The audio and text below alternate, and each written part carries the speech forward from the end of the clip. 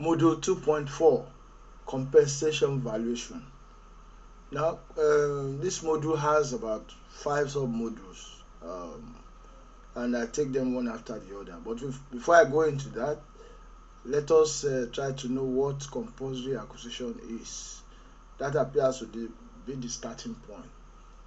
Because if there is no compulsory acquisition, there won't be need for any compensation valuation.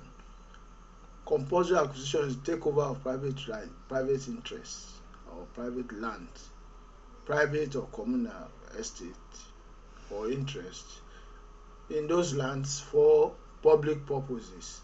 Cap 167 of 1958 provided for public purposes. The sole reason for acquisition of compulsory acquisition. Then good causes, land tenure law, Cap 59 of 1962 provided for good causes. Your rights to land can be extinguished for what the government terms to be good causes. Overriding public interest as provided for in the Land Use Act of 1978. Whatever it is the exercise of powers of eminent domain, as it is called, to extinguish private interest in land, for overriding public interest, according to the Land Use Act of 1978. As I said before, the need for compensation valuation and payment for such compensation arises from compulsory acquisition itself. So without compulsory acquisition or the intention to acquire, there will be no need for compensation valuation and subsequent payment. Now, where are these powers derived? You can derive the powers of compulsory acquisition from customary laws, from statutes and acts of parliament, from case laws or judicial precedent, from constitutional laws and military decrees. For example, our constitution provided for compulsory acquisition where it is desirable, but also said that compensation should be fair and adequate. So that has become the principles of compensation as far as Nigeria is concerned. So a basic principle of compensation is that it should be fair and adequate.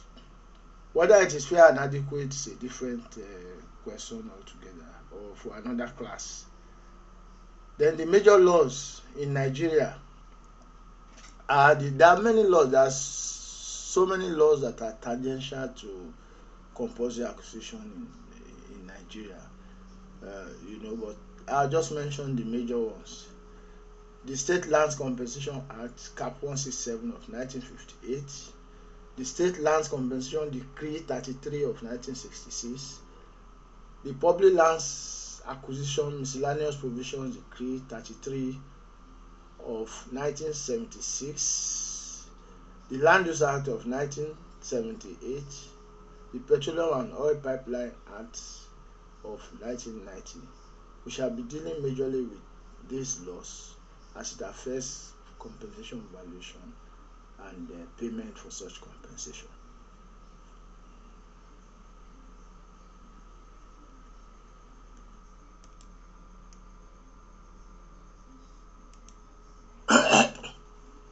Module 241.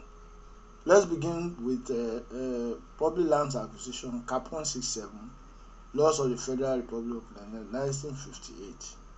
There was a preceding law, that's Ordinance 9 of 1917, but that was largely British, and this particular one of 1958 took its source from there. So there will be no point going back to 1917, because basically there are not much differences.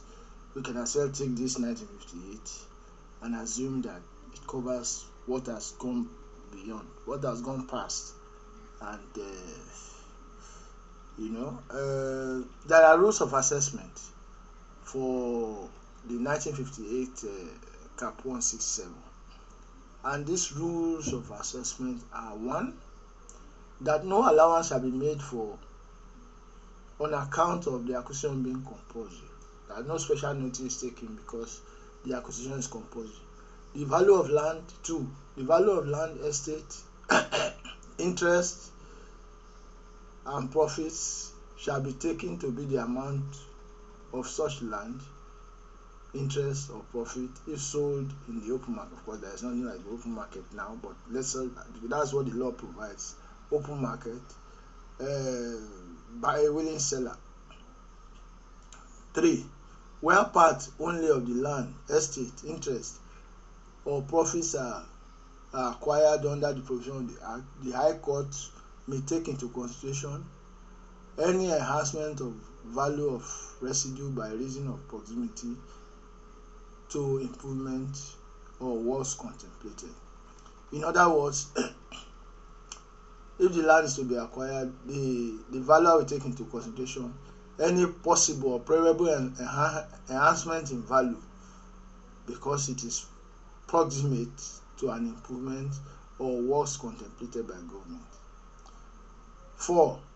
The court will also consider damage or loss sustained by reason of severance of such land from other lands belonging to the owner or other injurious circumstances. So it provided for injurious affection and severance. So if there is any damage that is resultant from severance, or there is injurious affection, the land is injuriously affected as a result of severance or as a result of the land being taken, then it should be taken into account in the calculation of valuation.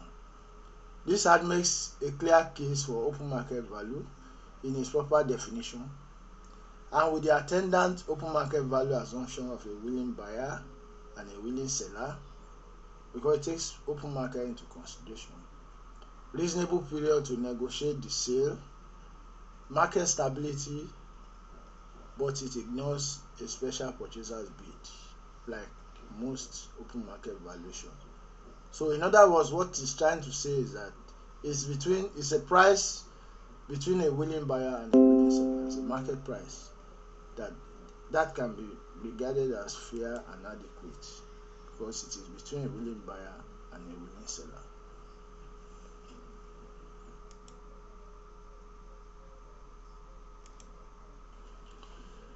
Now, if you wish to carry out a valuation for compensation under the 1958 law, these are the key components that will guide you into such valuation. And these components will be well noted and remembered at all times that you wish to do such evaluation. 1. Now you divide the estate into various components. 1.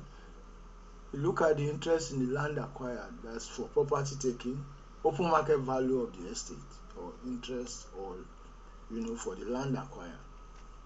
That's number 1 head. Then another head will be open market value for loss of rent or mentioning profit suffered, if any, between the time of entry and the time of payment of compensation. So open market value for the loss of rent. So we are also building into your calculation possible loss of rent if the place was acquired and entered into but was not paid for until a certain time after. Then also mentioning profit are claims of, let me just define mentioning profit. Mentioning profit are claims for compensation, claims of compensation for deprival of use and occupation of the property. Once the ministry enters into the place or the acquiring authority, you no longer use that property, although you have not been paid. So you are entitled to some mentioning profit. It makes provision for that. Then 3, damage resulting from severance. If your land was severed and the one not taken was damaged, then you are entitled to a claim for damages resulting from severance. Then injurious affection suffered by adjoining estate. Adjoining estate may have been affected as a result of the acquisition in such a way that the value goes down because government acquisition is ongoing there, and most of the time they do not do it so tidily, and it affects the land. And it also depends on what the government wants to use that land for, which can have an effect on the adjoining side. So that can be calculated using the before and after method. I think we'll come to that later on. Then 5, disturbance, claims for landlord tenant fixtures, cost of removal, incidental expenses, loss of stock, trade disturbance, goodwill. So your trade may have been disturbed. A lot of things would have been disturbed, and you have to file a claim for that with proof of expenditure. You have to relocate and so on and so forth. These are incidental expenses. Then damage during construction, if any. When the acquiring authority starts construction, it is possible to do damage to other adjoining properties, and you can file a claim for that if you have the proof of damage. Then accommodation works, if any. Accommodation works are works carried out by the acquiring authority to other property belonging to the same owner to mitigate damage to the latter property. These are called accommodation works. It is carried out by the acquiring authority so that less damage will be done to your own property, to an adjoining property. So they carry out some accommodation works, maybe provide some boulders and all that, in such a way that they do not do so much damage to the adjoining properties. So 8, estate valuers fees. Of course, estate surveyors fees are also chargeable for this activities, because you have to be represented by an estate surveyor and valuer, and of course it has to be at a fee. So you take that into consideration too. Worthy of note, the last but not the least, is that valuation is calculated as at the date of notice to treat. Notice to treat means notice of intention to acquire. Once you get a notice to treat, the valuation of the valuer will be as at that date. So valuation is at a date of notice of intention to acquire. These 11 points must be noted anytime you are called upon to do a valuation based on the 1958 law. If you are able to grasp all this, there is no valuation relating to the 1958 that you cannot accomplish. Please take note of that.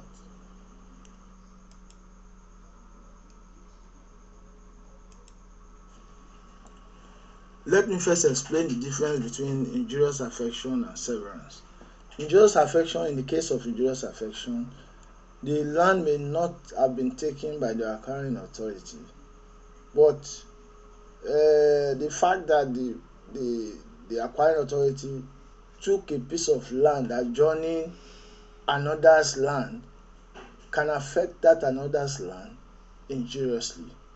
As I've explained before, depending on the use to which the acquiring authority wishes to put that land, it could have effect of a lowering value to the adjoining property. That is injurious affection. Then in the case of severance, the acquiring authority has acquired part of a given land, and the remaining part is injuriously affected. That's severance, because by virtue of that acquisition, the land has been severed, the interest in the land has been severed, and once this happens, the effect of severance can have a negative influence, so to speak, on the remainder land. So it depends on what we are calculating, but in any case, the assessment for compensation for injurious affection and severance is carried out using the before and after method. Yes, and the method involves 2 calculations. What we have to do first is to determine the valuation of the asset unaffected by the compulsory acquisition power, that is before acquisition, what the value was before acquisition, then the value of the asset subsequent to the acquisition of part of land held with or not held with, as I've just explained, to the portion acquired, that is after valuation. Then the difference resulting by subtracting B from A represents the injury caused by compulsory acquisition. So this is called the before and after method. So you first calculate you first determine the value before the acquisition, and after the acquisition, then the difference will be the effect. In most cases the difference will be negative, and that will be the effect of the injury. You see, either injurious affection you want to call it, or as a result of severance, as has been explained before. In both cases, this has led to a reduction in value, and that reduction is the value of the injury that has been caused to the property. The method applies in the following circumstances. I'm just trying to repeat myself. Where no part of the claimant's land is taken, and where no part is taken, we should be talking about uh, injurious affection, where no part is taken. Then, where part of the claimant's land is taken, and it is difficult to separate the value of the land taken from the injurious affection caused to the rest of the claimant's land by the use of acquired land. This is just explaining that whether the land has been taken or has not been taken. If the land has not been taken, we are talking about injurious affection as a result of the one taken and the effect on the one not taken. Then, if part of the land has been taken and there is a negative effect on the other, you are talking about severance. So these differences must be remembered to be able to know what you are valuing for. But in any case, the method is the same, before and after method. But you can determine whether it's injurious affection you are determining the value, or severance, depending on what has happened.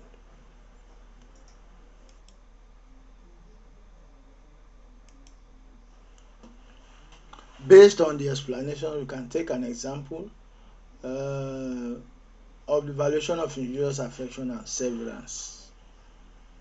Now, before the acquisition, letting space was 500 square meters. Rent per square meter, uh, assumably 1,000 naira per square meter. Then gross rent 500,000 naira.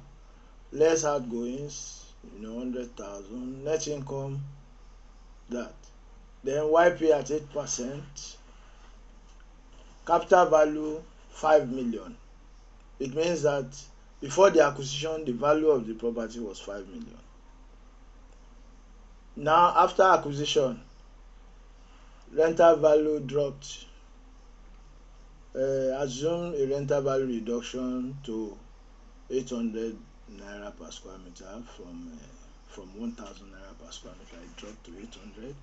Then lettable space 800 naira per square meter. So we can let's assume that even the lettable space remains the same, but the rent per square meter dropped from 1,000 naira per square meter to 800 naira. Then the gross rent became 400,000 naira.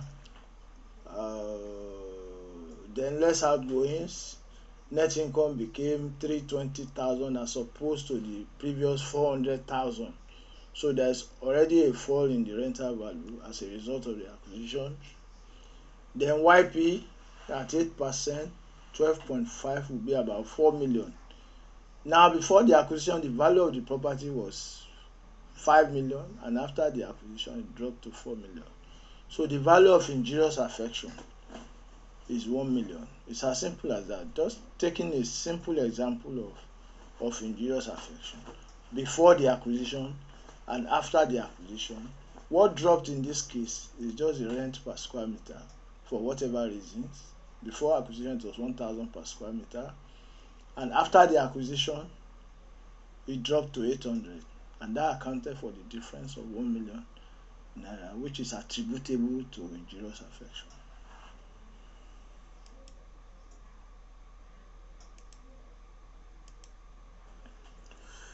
Now, valuation under the 1958 law.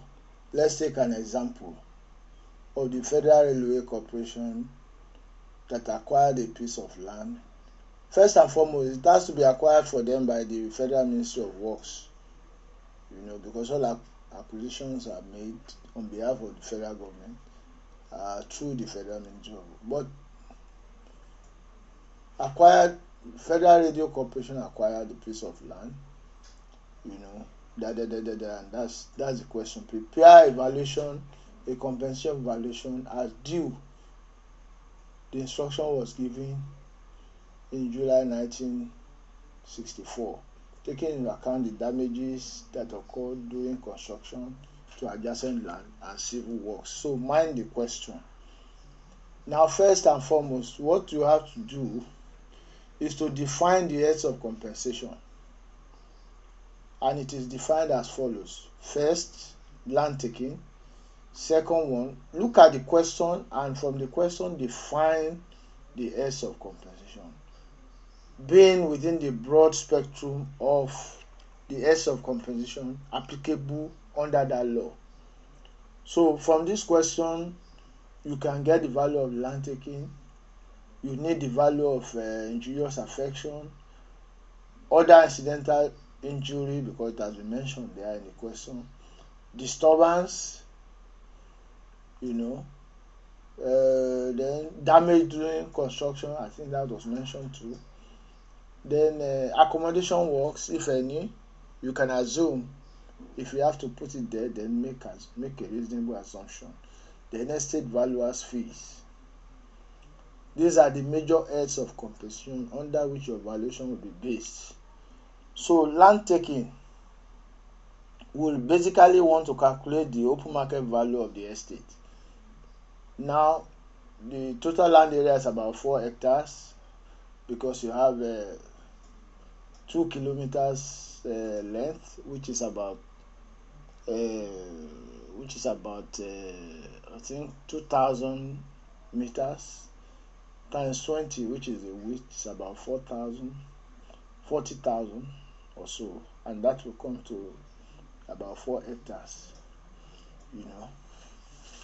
Then you do a calculation because you are trying to get the open market value of the estate.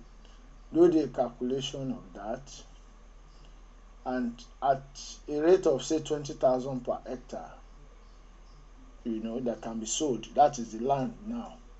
You will get 80,000 naira for the land. Now, since you are not going to go by way of investment method, and you are using the depreciation cost approach, then it's better to find the GRC of the buildings.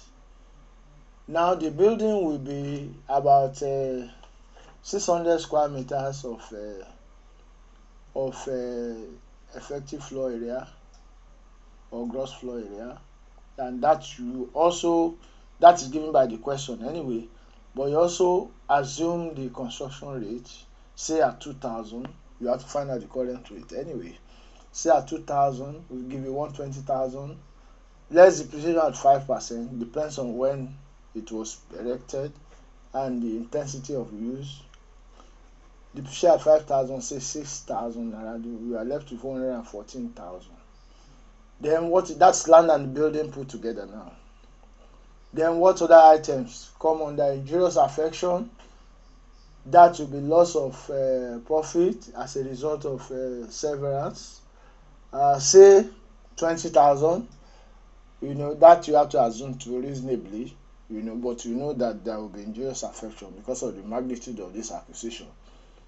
So at least it will affect some adjoining plot owners anyway. So then what else? You look at other incidental injury, disturbance, cost of removal and incidental expenses. You also assume that. Now, damage during construction, maybe damage to oil palm trees, water pipe, cable. These are all to be assumed because I don't think the question can give you. But what is being tested is whether you know the principles and you know the heads of claim. So whatever you assume and you justify to be reasonable, it will be in order. So then you go to accommodation works. Works agreed to be done by the corporation. Then if a figure is given to you, you can put it there, or you can assume as well. But you define what you mean and say why it should be there. It's important. But that shows that you know what you are doing. Then surveyor's fees. You try to calculate the surveyor's fees based on 10%. The surveyor takes 10% of items 1 to 4. That's what they take as their compensation fee. Then you add everything together, it comes to like 241,450 naira. And we have used the cost method because there is no evidence of letting of such farmhouse. Hence, the differential replacement cost method is adopted to assess the compensation value of the property. Since you have no evidence of letting, there is no way you can use the investment method. Then you have to resort to the method of last resort, which is the contractor's method. It's quite easy. What is important is to note the heads of compensation applicable to the questions that you have been given. And these heads that you are going to apply to your question will be part of the broad heads that you have been given that are applicable to that decree, because this is a statutory valuation and you are not expected to go out of the provisions of the law under this 1958 Act.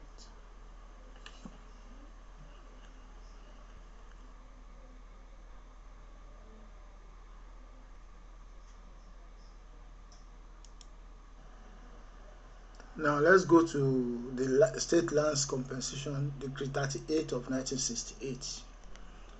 The State Lands Compensation Decree number 38 was applicable to all state lands only. In other words, it was applicable to all government lands. Private lands were excluded. And that is the reason why it did not repeal the State Lands Compensation Decree 38 of 1968 did not repeal the Public Lands Law Cap 167 of 1958, which took care of both the state lands and non-state lands. Since the Decree 38 has taken care of state lands, it left Public Lands Cap 167 of 1958 to continue to be in operation for private lands. Now, what is the basis of assessment of compensation under this Decree 38? Firstly, it changed the open market basis of assessment, of compensation when state laws was resumed. State lands was resumed for public purpose under the preceding State Lands Act of 1940. Of course, in between 1958 and 1968 was a State Lands Compensation Act, but it didn't make much difference. The provision of that Cap 45 did not make much difference, and we might not consider it here. But what is important is that the Decree 38 of 1968 was another major decree after the 1958 Cap 167, and the major changes there are what I'm identifying. Change the open market value basis of assessment of compensation. Now let's look at the provisions. As I said earlier, the provisions for compensation assessment is a major issue when you are confronted with a valuation for compensation. Now, for land resumed, that is land taking, which implies state lands because it takes only state land. All other lands will be taken which are not state lands would have to be taken under the Cap 167 of 1958. So, 1. For land resumed under Decree 38, total rent paid for the expired term is taken into account together with simple interest at current bank rate. Bank rate means the rate at which banks lend themselves money. I don't know what the current rate is, but can be found out at any time. The rate at which banks lend themselves money is different from a lending rate. Lending rate is the rate at which banks lend borrowers money. So bank rate is the rate at which banks lend themselves money. It's usually lower than the borrowing rate. Now 2, for building structures and installations, it is the depreciated replacement cost basis together with interest at current bank rate. So the bank rate is recurring again, it's at the same rate. Then for crops is assessed by agricultural officers or the Federal Ministry of Works, as it was then called. So for crops, it is the fair market value as considered reasonable by the agricultural officer of that ministry. So for crops, it is fair market value as determined by the officer in the Federal Ministry of Works.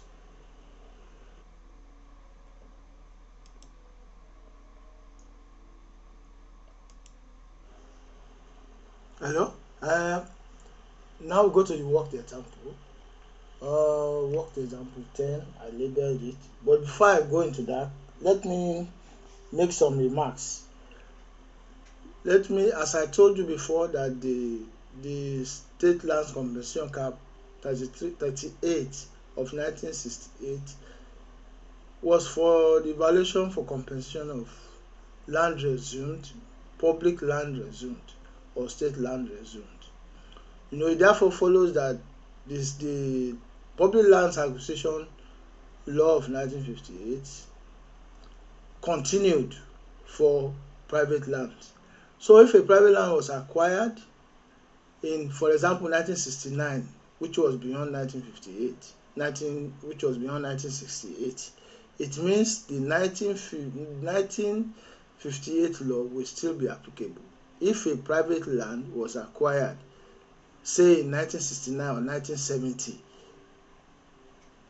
the applicable law for such valuation will be the 1958 law. I just want to point out that before I forget. Then secondly, this law takes account of the expired term rather than the unexpired term, as you will see in the worked example. The worked example is going to show you that it considers the expired term rather than the unexpired term. It is the first of its kind, because valuers really look at unexpired term. But this valuation was created in such a way that it was looking at expired term. So let's look at the example. A state lessee had 15 years unexpired out of 25 years lease, which he took. The annual ground rent payable was 3,000. The building he erected on the land and let on FRI basis on a fair at a fair rent of 30,000 naira per annum at the time of resumption. Using external dimension, the area of the building was 600 square meters. Assess the state lessee's compensation on resumption of the state land for public purpose under this Decree 38 of 1968. So it's a state lessee, so it's a state land. And even if a state land was acquired in 1969, you will still use the 1968 law. Or even in 1968, you will use the 1968 law. So let's look at the valuation. Annual ground rent for 10 years. We are looking at the expired term now, which is 10 years. The expired term is 10 years. The unexpired term is 15 years. From the question you can look at. The total lease is 25 years. The unexpired term is 15 years. The expired term is 10 years. And look at what we are using here. The annual ground rent for 10 years, which is expired. Then multiply by the amount of 1 naira per annum for the 10 years at 12% bank rate. Now we are assuming that the bank rate will be 12%. But the assumption is left for the student to determine the current bank rate and apply it. So amount of 1 naira, it is assumed that the ground rent will be reinvested every year. Amount of 1 naira per annum. Every year, he reinvests the same amount. That's why it's using per annum. It's not amount of 1 naira, amount of 1 naira per annum, because it's an annual ground rent which has been paid, and it was paid on a yearly basis. So it is assumed that the amount is invested per annum for the 10 years, and the bank rate is this. Then assuming 3,000 rent was invested at the beginning of each expired term. So that is the assumption, and that's why we are putting 3,000 up, and we are looking for the amount of 1 naira per annum for 10 years at 12%. That gives you 17.5487 multiplied by 3,000 will give you 52. Then add the building, because that's for land alone. Then building 600 square meters, which is the gross external area, At say 7,500 naira per square meter, you get this less depreciation. That's at your discretion, but you have to justify it anyway. Then the rate of the building, the cost rate also is based on assumption, which you have to justify. Then you have the balance will be 3,937,500. Then upon the balance now, you apply the amount of 1 naira in 10 years at 12%. Why amount of 1 naira alone, not per annum this time? Because the building cost is not invested annually. It's just a once and for all investment. So you use amount of 1 naira to find out what it will be today. I mean, no, not today really. What it will be in 10 years time. I mean, the expired term, which is 10 years, at 12%. Not today, because if you are trying to find out what the cost will be today, you will use the present value table. But you are using the amount of 1 naira table, because that's not what you are that's not what you are supposed to find out. You are supposed to find out what it will accumulate to in 10 years if you keep it in a place at 12% bank rate. So the lessee's compensation will be 12.278,584,000. Notes, there are some notes there. Whenever state land was resumed for public purpose, the total rent paid for the expired term is calculated, as I have said before, and refunded to the state lessee together with interest at bank rate. That's what we have worked out there. This was a reversal of the normal valuation rate, which considers unexpired term. I also said that. Under Decree 38, the state lease who had the long and expired term was at a loss. So the longer your unexpired term, the lower your compensation, and this is not in consonance with the tenets of valuation, because the more interest you have on expired, the more your value should be, all things being equal. Whereas the one who has an expired term got his previous rate back with some interest at bank rate. So this is a disadvantage which was identified under the decree. But whether the decree was good or not, it's a different thing entirely, and that can be examined as a different subject, as a separate subject. What we are concerned about here is how to do evaluation under Decree 38 of 1968, given the conditions or the conditionalities as specified by the law.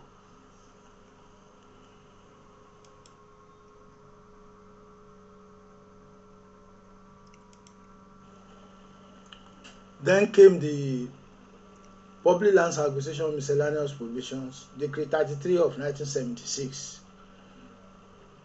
Now, Section 19(2) of this decree repealed both Decree 38 of 1968 and Cap. 167 of 1958, meaning that any property that was acquired after the promulgation of the decree was subject to a compensation assessment under the decree, and compensation outstanding before the promulgation of Decree 33 of 1976 was to be governed by the decree. So if there was a compensation outstanding, for example, on land that was acquired in 1975, or under which the Decree 1968 was applied, or 1958 was applied, then depending on whether it is state land or non-state land, all compensation assessment became only applicable to Decree 33. So if the compensation was outstanding, you now have to use Decree 33 of 1976. Now, what are the basis of assessment for that? For land, it has zoned all land in the federal in Nigeria into I think 4 zones. It has 4 zones for all lands in Nigeria. So Zone A, Metropolitan Lagos or Metropolitan area you consider metropolitan, because it's not only for Lagos anyway. Then it divided those divided into 3 also. Lagos State other than Metropolitan Lagos, that's for Lagos. Then state capitals. That's how it, yes, state capital. Then industrial and commercial urban centers. Yes. Then other urban and semi-urban centers. Then other areas. So it took spot values for their land values. And I didn't know how they came about that, but that was what was made in the law. 7,500 per hectare or 75 kobo per square meter for metropolitan Lagos, divided into three, as I said before. Lagos alone is concentrated on Lagos but spread to the other capitals as well. Now Lagos other than metropolitan Lagos, 3,000, which is half, 3,750. Then state capital, like Benin, Ilorin, and those areas, they became the same with Lagos State other than metropolitan Lagos, the same rate, 3,750. Then industrial commercial center, same, 3,750. Then other urban and semi-urban areas, 1,500 per hectare, all these figures. Then all other areas, 1,200 per hectare. So no value is lower than 1,200 per hectare. Now, cases not included in A and D, compensation shall be in accordance with the local custom and land tenure law of the state, land tenure law applicable to the state. So if your land does not fall within these areas, you have to go back to the local government and find out what will be appropriate value for that land. Now for building will be on DRC, I think I will come to that, but for crops will be assessed as fixed by the appropriate officer, which is usually the agricultural officer for crops. For buildings it will be depreciated replacement cost. Then all will be added together to make up the amount of compensation. I don't think there's any confusion here. It's so straightforward. The division, the schedule was focused on Lagos first, then it's now spread out. So it took metropolitan Lagos first, then divided even Lagos into three. Lagos area other than metropolitan, then state capital, So state capital, Lagos will still fall under the state capital, but you have Benin, you have all the 36 state capitals now. Then industrial and commercial areas, where can I read the industrial area, like Ikeja, like other areas that are industrial, that we consider industrial, Uwani, Enugu area and those areas. Then commercial urban centers too, like Kano and those areas as well. Port Harcourt, commercial, where you have commercial activities bubbling. Then other areas. So you must be mindful of the divisions. How it started from Lagos, then divided into three. Then Lagos area other than metropolitan, the state capital and all that. So it's not difficult, it's just a question of getting used to it.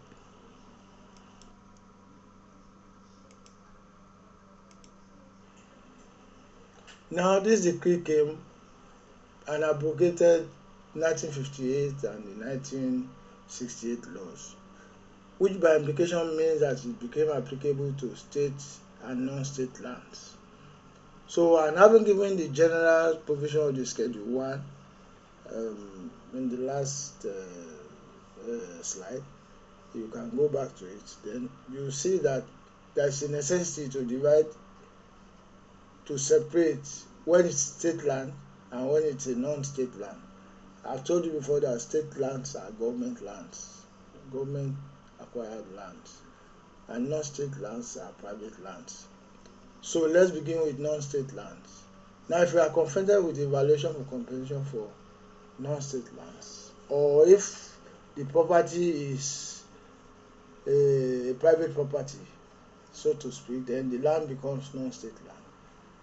Then for the undeveloped land, if the land is undeveloped, what you simply do is to look at that Schedule 1 or the actual cost, what it will be under Schedule 1 depending on where it is located, or the actual cost of the land together with the interest at bank rate calculated from the date of purchase of the land up to the date of notice to treat, subject to a maximum of 10 years, whichever is greater.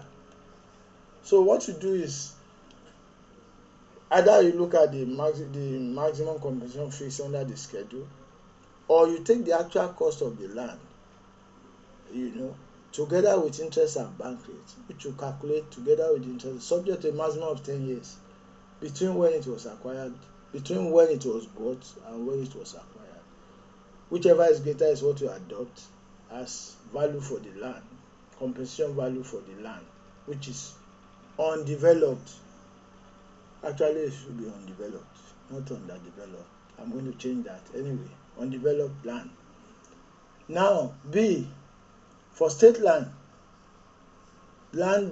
compensation during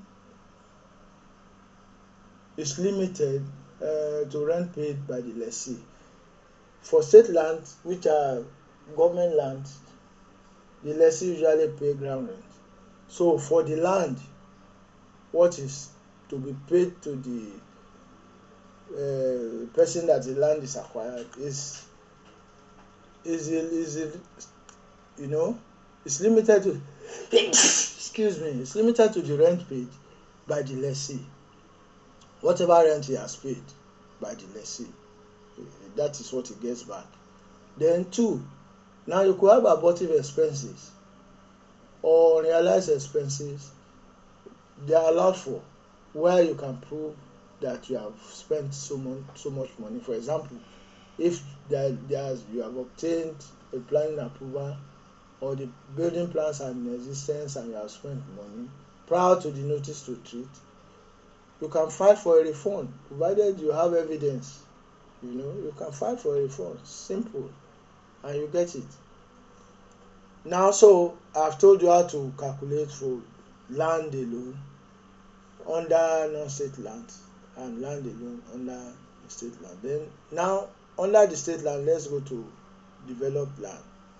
Land compensation is assessed as 1 above as according to the schedule or cost of the land plus interest at bank rate since you purchased it to the time of notice to treat.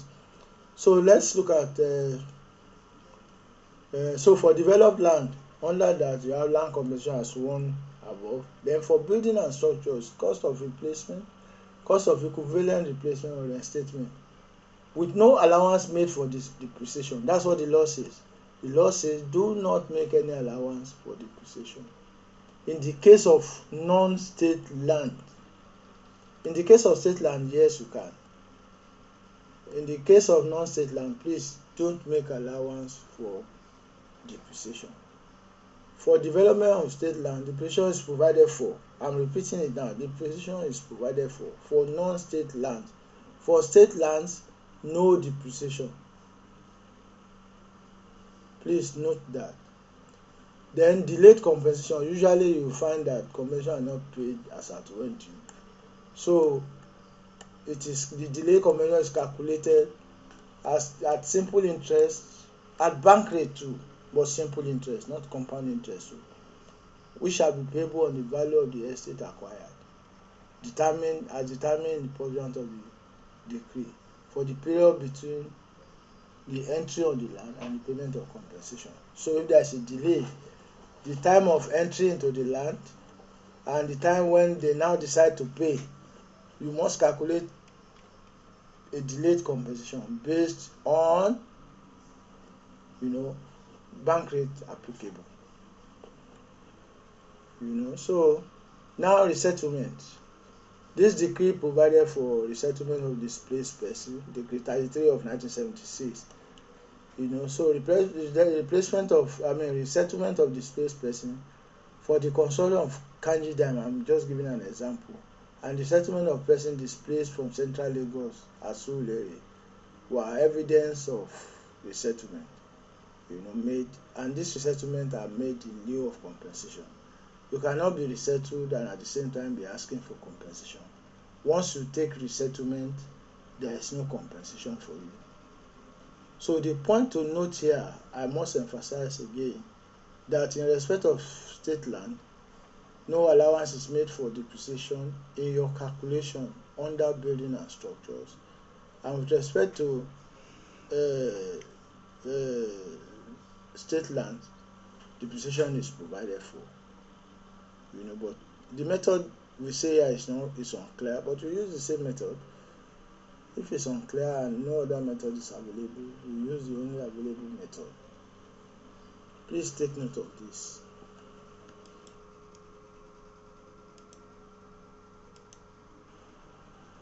Now please read through this worked example 11 and take a look at the valuation, the solution to it.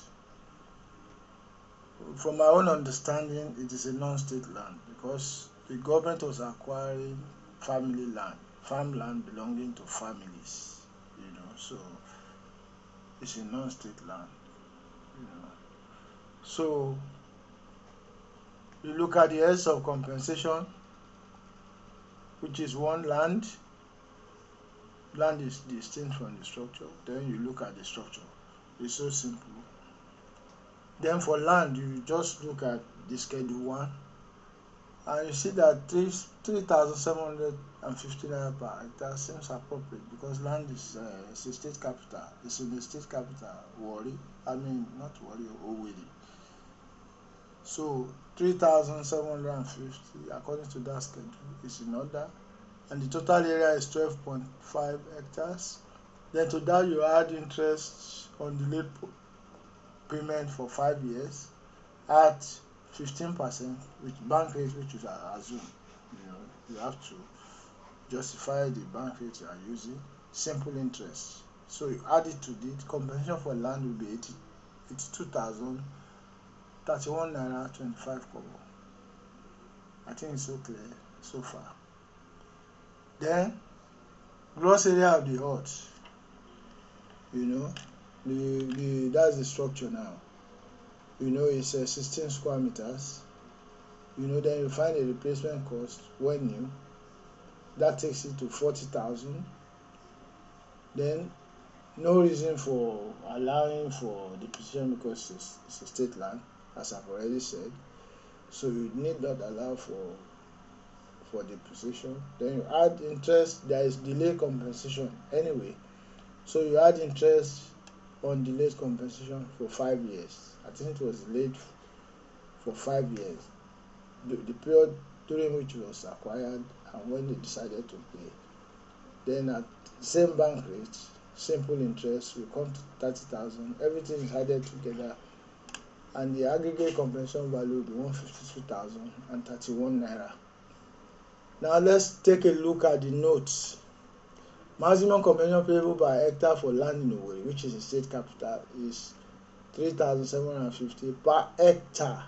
So that was why we used that up there. Now acquisition done in 1977, but the time of entry into the land by government is 1985. So you have why compensation is to be paid in 1990. So 1977 is the date of notice to treat. Hence the PLA 90 is applicable compensation law. So we are trying to justify why we are using the law. So you first justify it anyway. Then replacement cost is obtained from current cost. Yes.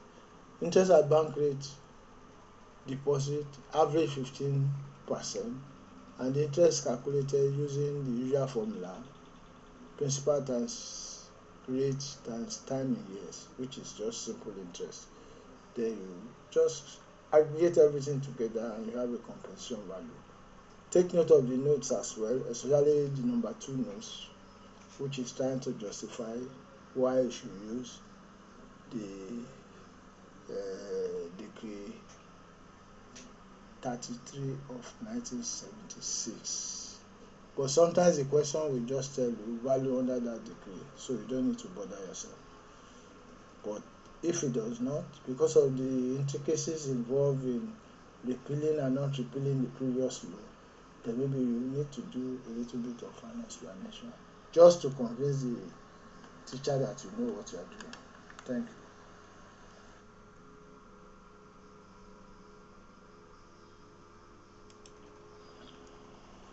Now let's deal with the Land Use Act of 1978, Cap L5 of 2004. As it relates to the valuation for compensation, I think Section 29 provided for compensation under the Land Use Act, and I will advise students to go back to that act and read the whole thing if possible, but with focus on Section 29, which deals with compensation matters. Land Use Act of 1978 harmonized the two land tenure systems in Nigeria. That's the Land Tenure Law of 1962, as far as northern Nigeria is concerned, and the Southern Law, which was sort of a capitalist system in which people could buy land freely, But the land tenure law was largely feudalistic, in that land was vested in their villages, and they are the ones who allocated the lands then. Unlike the South, where you could just purchase land freely, acquire all kinds of interest, and so on. So this Land Use Act came and abolished the freehold system in land, making every landowner a tenant of the government. As far as the North was concerned, there was nothing like freehold. It was majorly domiciled in the South. Now, the decree also vested all lands in any state, except land already acquired by the federal government, in the governor of that state to hold in trust for the use of the people. It reduced the largest interest anybody can own in land to 99 years. Now you can only acquire 99 years interest. So everybody is a leaseholder of some sort. So only holders of land covered by the certificate of occupancy and the occupier have the right. Those are those who have rights to claim for compensation for the value as at the date of revocation. So in other words, if you don't have a certificate of occupancy or an equivalent to that certificate of occupancy under equity, you will not have any right to claim compensation when your interest is revoked for overriding public interest.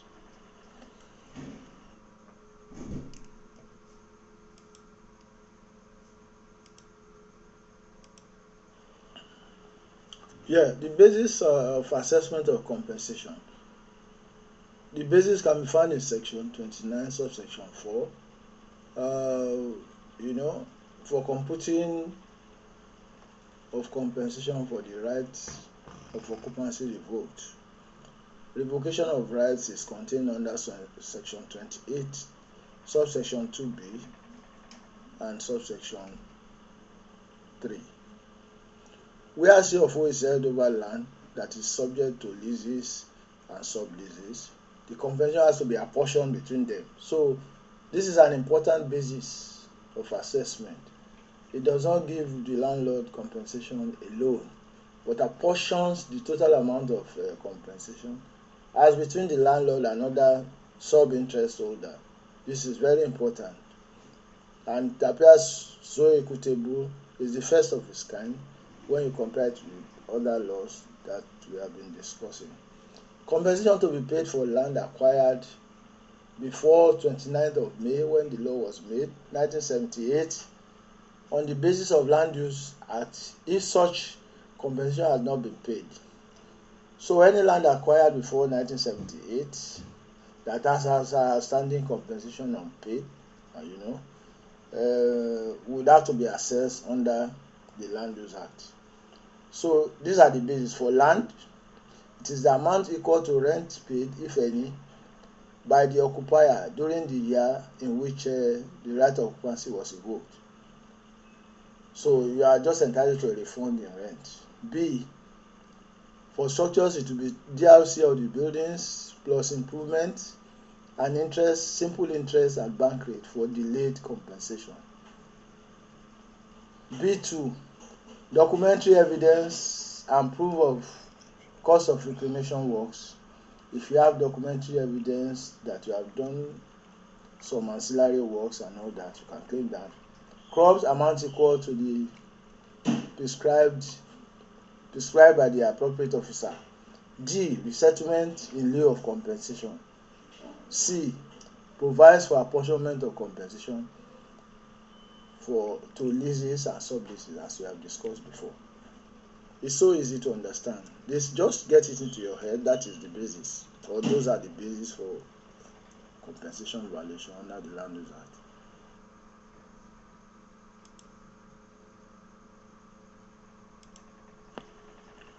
So let's try a worked example based on what we have discussed. In 1979, Ahmed obtained a certificate of occupancy from the Lagos State government for 99 years over a piece of land in a residential layout at a ground rent of 5,000 naira per annum. Immediately erected a 5-bedroom bungalow and let it for 50 years at an annual rent of, not annual rent, annual rent of 40,000 to Bairo, who in turn sublets it to Caleb at an annual rent of 60,000 for 30 years. When the actual when the actual full rental value is 70,000 naira. The state government revoked the right of occupancy immediately after this transaction for overriding public interest. Assuming that the bungalow measures 10 meters by 20 meters and that the current cost is about 33,000 naira per square meter and 5,500 naira per meter run for the 100-meter boundary wall to the premises. Find the compensation due to each of the affected parties under the Land Use Act of 1978. Now let's go to the solution. It's so easy. We are to value for compensation under the Land Use Act. It has been specified, and the Land Use Act takes account of all the interest holders. Ahmed is the CFO holder and is the lessee to government, for which he pays a ground rent. Bayero is a sub-lessee who was granted 50 years. Then Caleb is an under-lessee who was granted 30 years. So the compensation has to be shared, but before it is shared by all the parties, we have to know what the total compensation should be. So, and usually provided for the use of the replacement cost basis. For the land is refund of rent paid during the year, and the question told us he is paid 5,000, so just refund the money to him, 5,000. For the building, of course, we have to do a cost calculation here, cost valuation here. 20 by 10 meters, which is 200 square meters, and we are giving the cost rate at 3,000, so it goes to 600,000. Boundary wall 100 meters at 500 naira per run, that's 50,000. Less depreciation at 5%, which must be justified. Total compensation is 627,500. Now, are the lease in the above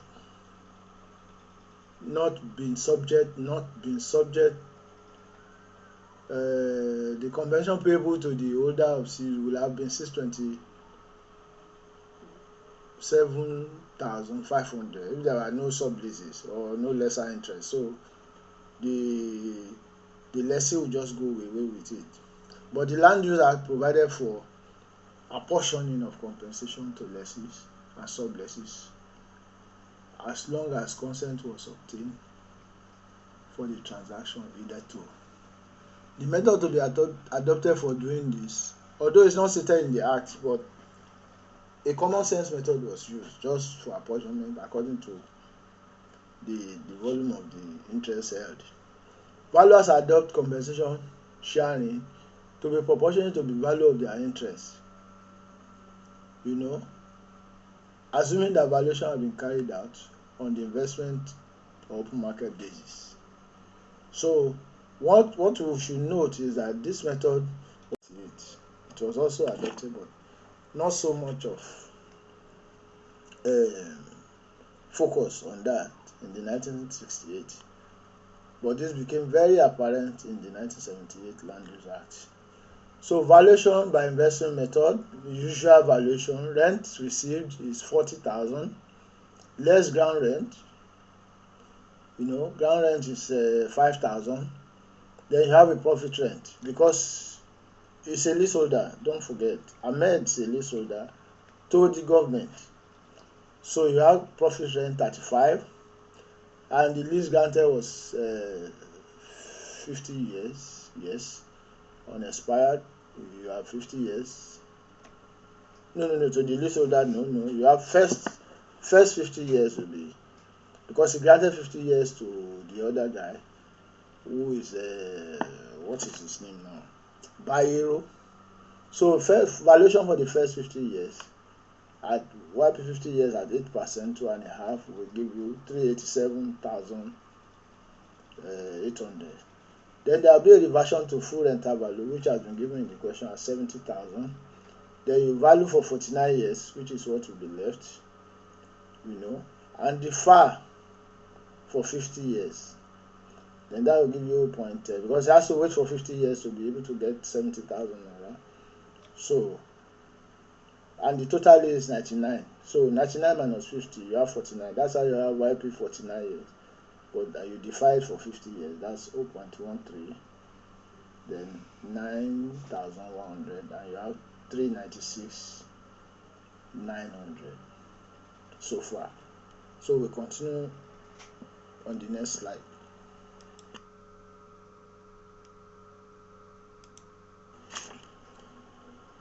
Now let's look at Bayero's interest. Bayero receives a net rent of 60,000 and pays rent also on the net basis assumed 40,000. So he has a profit rent of 20,000. So, but with 30 years unexpired, so YP 30 years at 8.5, 2.5. Then he has a reversion for 30 years. So it means he's collecting 70,000. We have to wait for 30 years. So, but now 20, that would be YP 20 years at 9 and 2. Then you have 40,000 there. Bayero's interest will be 234,000. I hope that is clear.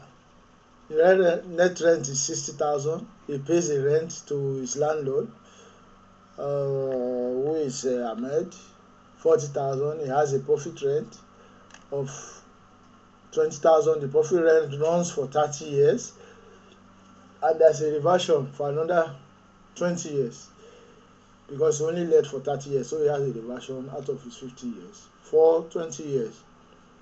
Then that goes to add to the 194, then that is his total Bayero's interest. Let's go to Caleb. Caleb is the under lessee. The net FRV is 70,000, and he pays the rent of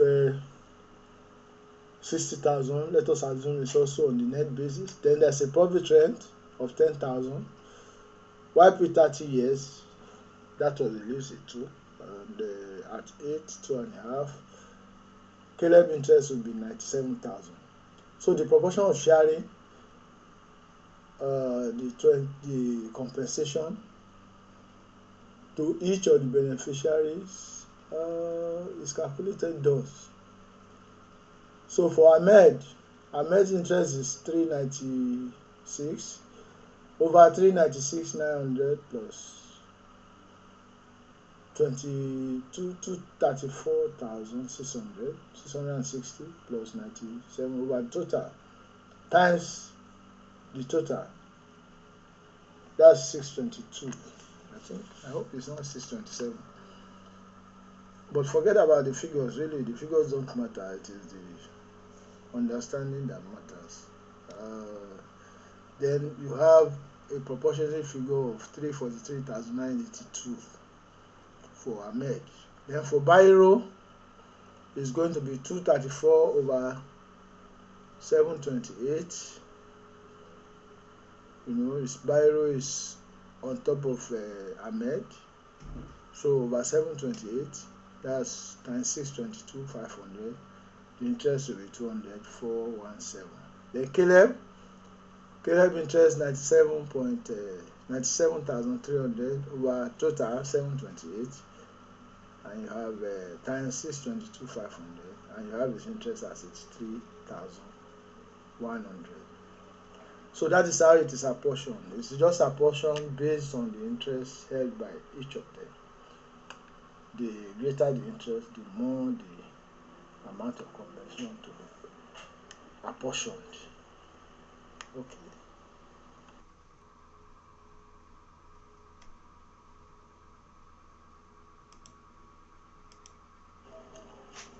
Let's go to the Oil Pipeline Act, Cap 338, Laws of the Federal Republic of Nigeria, 1990. According to this act, compensation was payable by the holder of an oil prospecting license. Oil, mining, mineral licenses which are granted under numerous types of leases.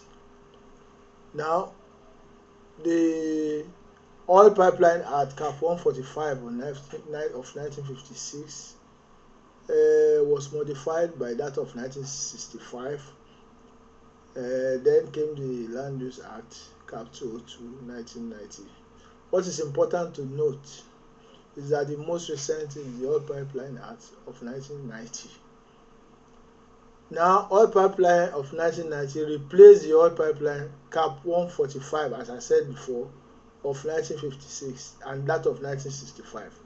So it's the most current of the three, and that is where compensation under the Oil Pipeline Act will be taken from, because it did some modification on the 1956 and 1965.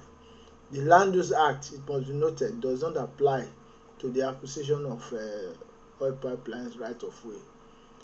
In other words, right of way for oil pipelines is not, the Land Use Act is not applicable.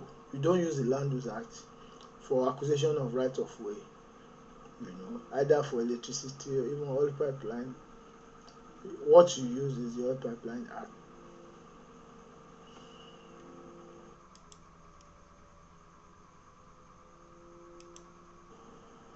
Now, what is the scope of the compensation? In other words, what are the areas of compensation under this Pipeline Act of 1990? The damages include, under which you assess compensation, will be damages to building structures and installations in the route,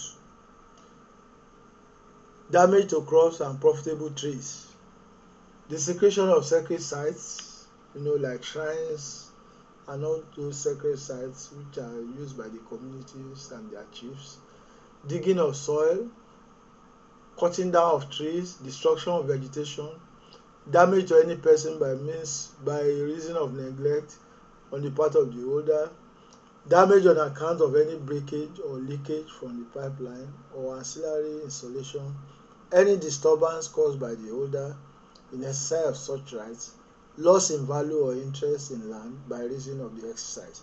So these are the scope. This is the scope for the compensation. So if we are faced with any question on compensation under the Oil Pipeline Act, these are the things you should look for, because they are the heads of claims. They form the heads of claims for any compensation valuation when you are applying this Pipeline Act.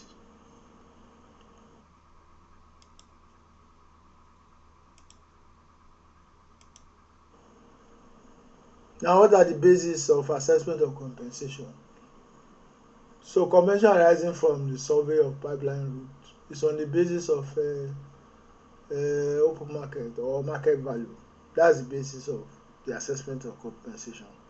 And when you want to assess the market value, first and foremost, you start from, as I've highlighted here, you assess the direct losses, injurious affection, arising from severance. Then there could also be injurious affection arising from environmental pollution, the human and capital approach, then disturbance. Those are the major heads of compensation assessment under this act.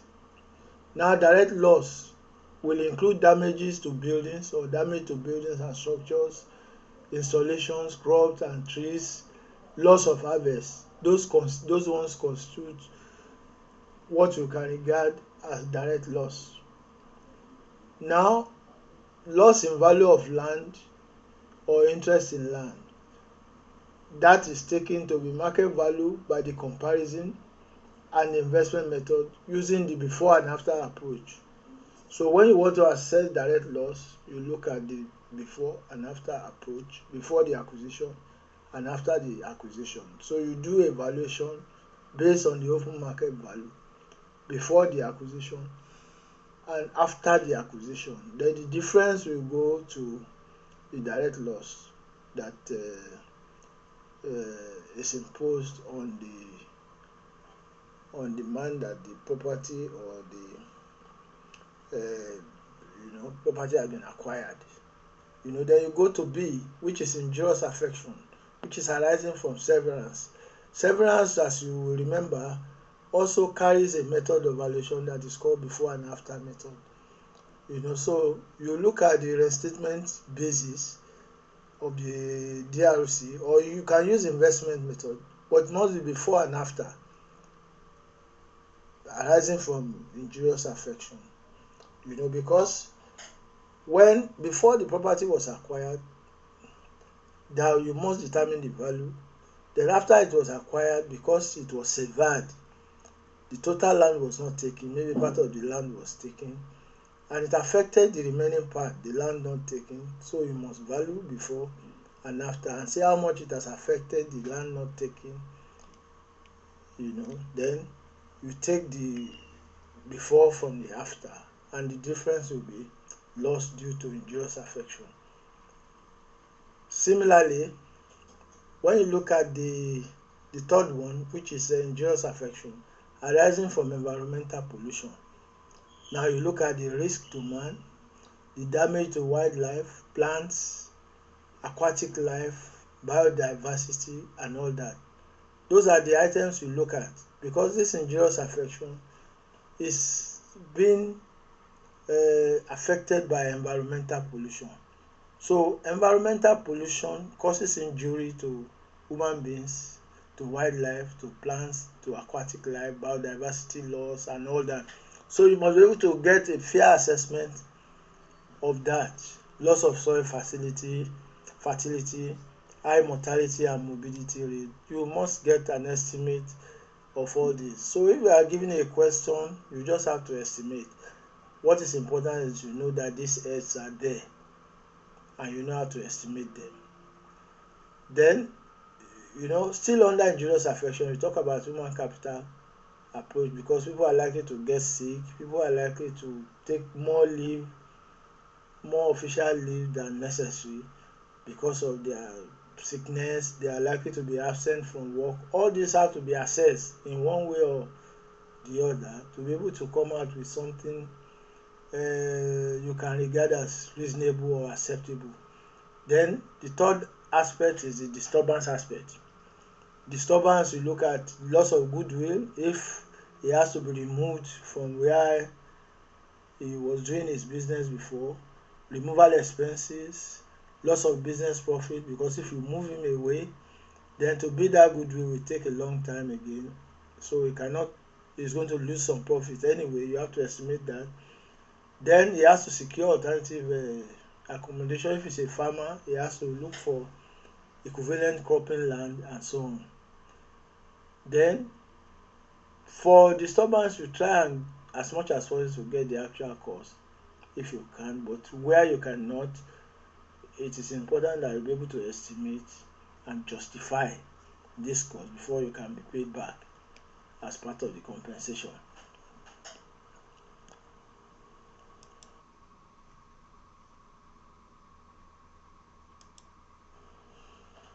Now let's look at this worked example for which we are to assess the compensation due to Mr. Okeke. And you are permitted to make additional assumptions to complete your answer. That means that you must know the heads of claims of compensation under this act, and you must specify them and take them one after the other. That's the only way to get along with it. You must know the heads of claims so that you treat them one after the other and add them together at the end of the day. That will give you the compensation value to be paid to the affected party.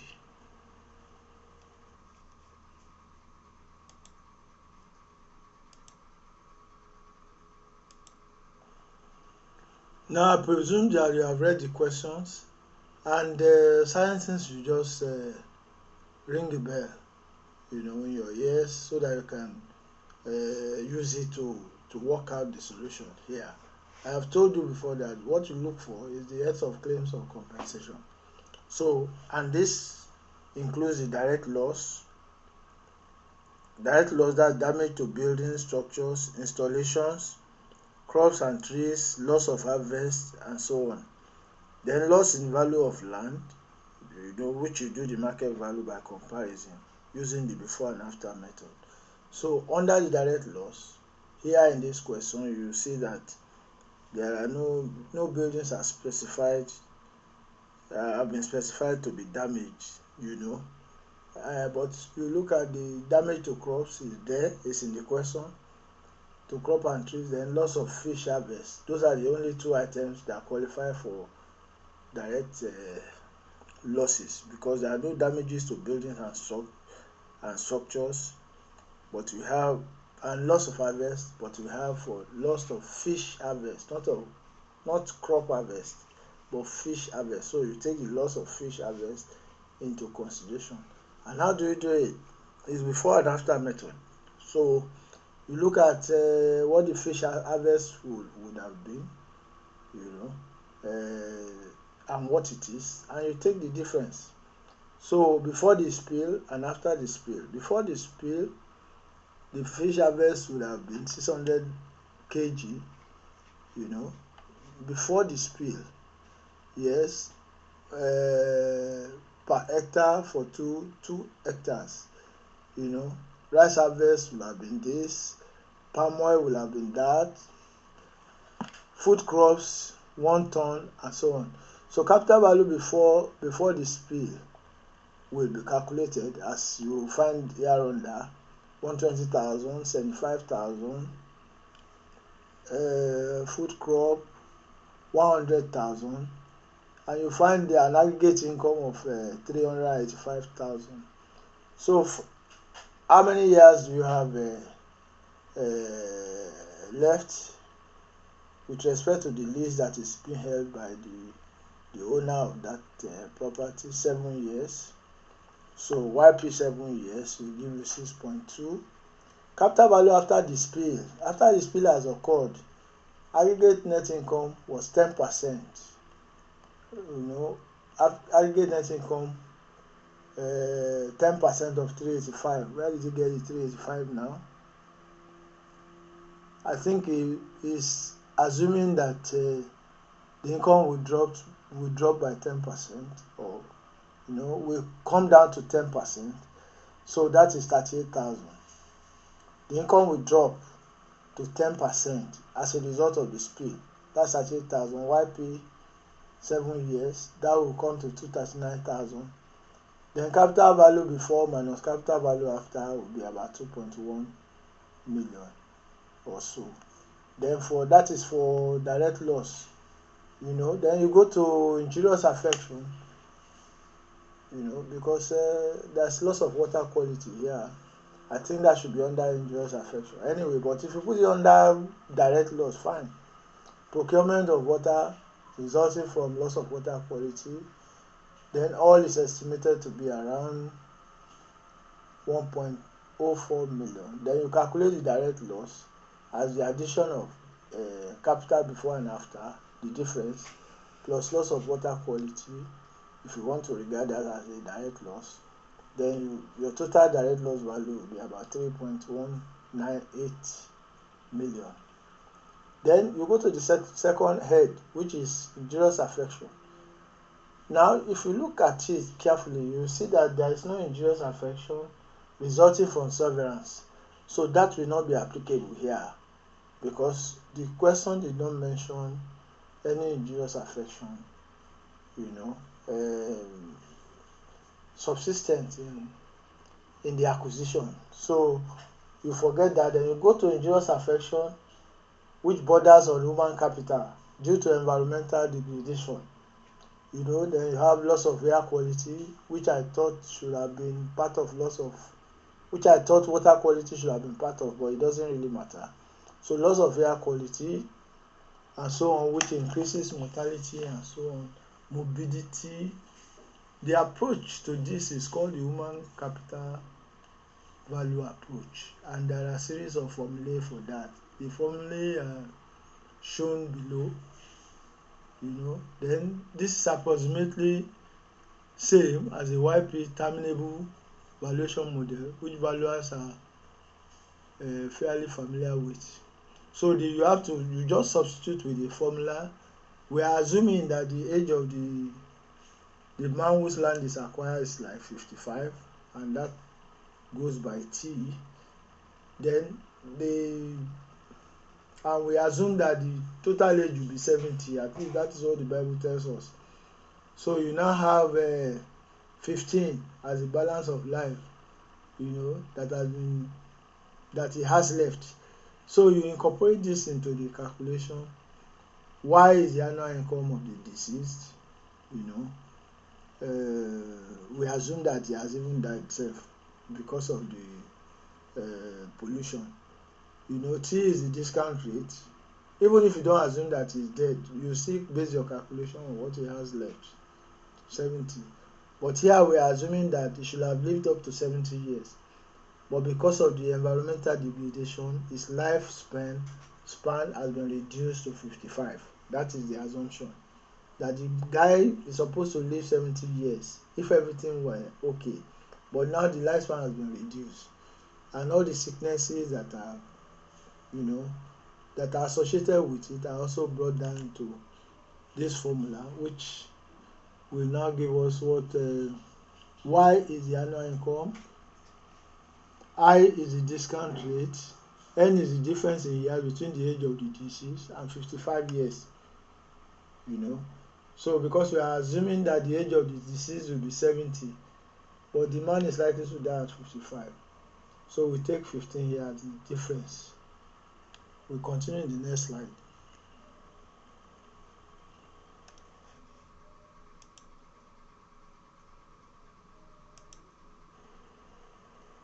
So if we take the annual income of the deceased as 48,000 and discount rate of 10%, what we have is, according to the formula, will be 48 into 1 minus 1 over 1.10 raised to power 14 years. I think it should be 15, but we use 14 here. We can also use 15. I think it should be 15. Then you multiply that out and you get compensation value for injurious affection, which is 353,560. Then you go to the third one, which is the last one, which is disturbance. Because we have said that severance is not there, it's not part of the question. So you go to disturbance and you itemize all aspects of what you think constitutes disturbance. Arrangement of an alternative temporary cropping land, liability to third parties, prepaid supplies of agricultural products by customers which will not be met as a result of the acquisition, damages to trees and during repair works, forced sale of fishing gear. There are some gears that cannot be transported, they get spoiled, so we have to sell them by force. So the actual cost is supposed to be assessed, really. But where you don't have the actual cost handy, as I said before, you can estimate, but still you should be able to justify uh, whatever figures you put there. But the actual cost is what is supposed to be used. Accordingly, incidental injury is assessed at 400,000. So if you look at all these items and many more that you think may likely occur there, you can provide a bulk figure which you should justify anyway. But it will be better if you have actual receipts to evidence the purchases of these things, these items. So compensation for the damage will be aggregated as follows: direct loss 3 point something 198,798. Injurious affection human capital as calculated above 353,560. Incidental injury, that is disturbance, 400,000. Total compensation will be 3.9 million. You can be as flexible as possible here, so long as you know the heads of claims and you can juggle with the items, but must not be outside the purview of the questions. Must still be within the scope of the questions that you are given. Then you have latitude to demonstrate your knowledge of the compensation valuation here.